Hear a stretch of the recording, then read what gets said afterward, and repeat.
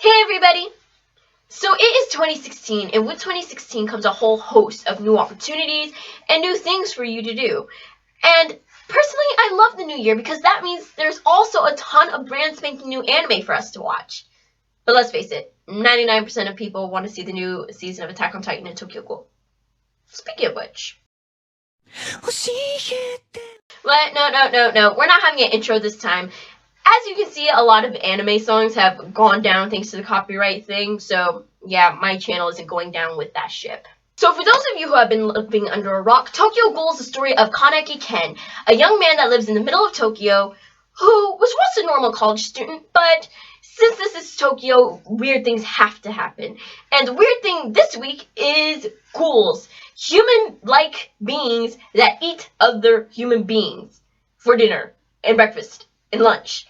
And you would never know that they're ghouls until they drag you down a dark alleyway and try to eat your guts. This happens to happen to Kaneki. And to make matters worse, when he is finally saved by the paramedics, they decide to stuff ghoul organs inside him. So his bad day becomes worse when he realizes, wow, I have to start eating human flesh for breakfast, lunch, and dinner. For a lot of people, this anime became the anime of the season. Everyone found it exciting, they found it edgy, they found Kaneki to be a very endearing character. For other people who have read the manga, they said, yeah, they took out a lot of stuff. Why are you watching this? It's terrible. And then the third camp of people were like, yeah, where's the plot? Plot, where are you? And no, I do not mean that type of plot. So basically, all around, a lot of opinions on this particular anime went to one extreme to the other. And for some of us who take a step back and don't like being in the camps because they're really stuffy and full of annoying people, I have to say that this anime, at least the first season, since it has more consistency with the manga, not the anime exclusive second series, Tokyo Ghoul Route A, is a very interesting take on anime, especially a seinen anime. Most anime, especially ones that are supposed to be action-packed, have a plot. And the plot is normally you have to do this, or you have to get revenge, or you have to find something.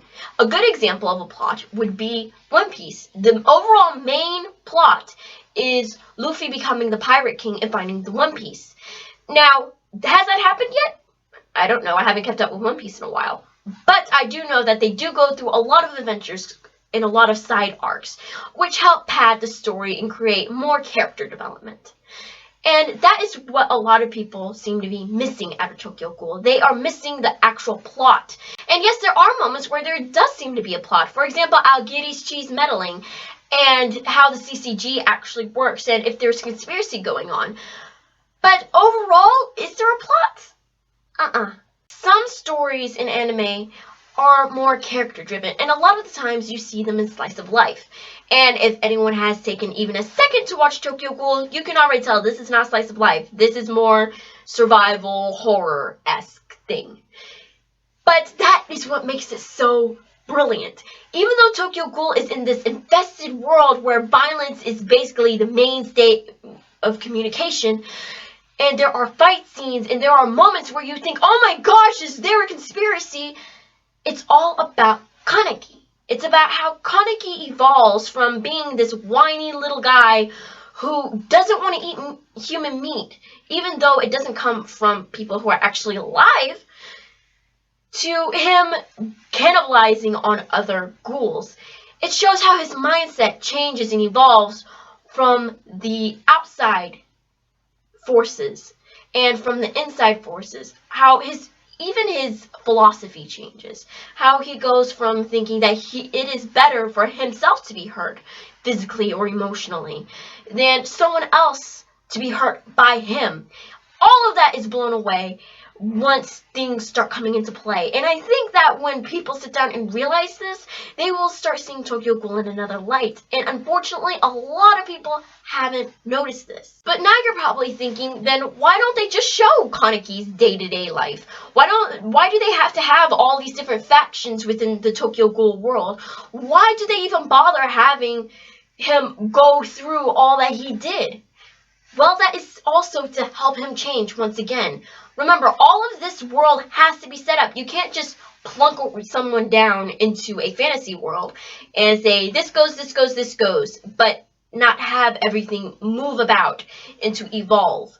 It doesn't work that way, really. When you start building a world, it has to have sides to make an interesting story so that your character can change. For example, even though it is really stupid and doesn't go with the manga, it's interesting to see how what would have happened if Kaneki decided to go with Agirichi. How his mindset changed drastically. How interesting the story could have been if it went that way, and how wrong it would have been if it went that way as well. Even though the creator made this entire world full of different factions and people and conspiracies, the main point of this entire world is to show a question, or actually two questions. One, what is human? Throughout the story, you see that all of these ghouls, they have families, they have feelings too. Even though they claim to have to mimic human beings, deep down they still have some emotional capacity that is very similar to humans. They want to love, they want to be free, they want to do things, they want to move on, but they are not able because the humans have said that they cannot. The second question is, what makes you a monster? Kaneki does some very terrible things for various reasons, some of them good and some of them bad. But the whole time you have to wonder, has Kaneki truly become a monster? Or does it take a monster to get rid of monsters? All of these psychological questions are built up to create Kaneki into a different character, to give him character development of the deepest kind. Now, this may not have been executed in the best way in the anime, but I can see where they were trying, and that is why I really enjoy watching this anime, because you do see Kaneki grow.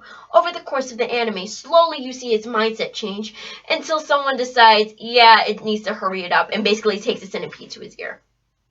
That didn't sound awesome. But anyway, this is just a little ramble from me talking about Tokyo Ghoul, because I just love this series so much, and I always get upset when people say, oh, it's a very terrible anime because it doesn't have plot and everything else, when in reality, it's supposed to be more of a mellow and laid-back anime.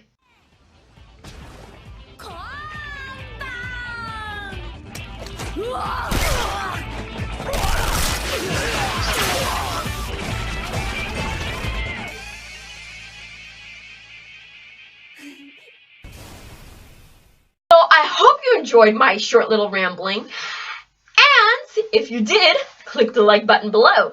That would make me really happy.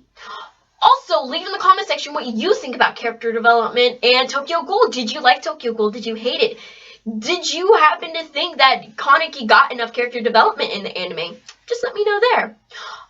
Also, this is the point where I normally say, yeah, and tell me what you want to see next. But I already know what I kind of want to do next. Sorry. Next video will definitely be my views on Diabolic Lovers More Blood. I finally finished it, and so I can talk about that next. And then the video after that will finally be a talk on Lolitas and Shotas, and is it wrong to like them, and stuff like that. So, yeah. Bye! No outro here either.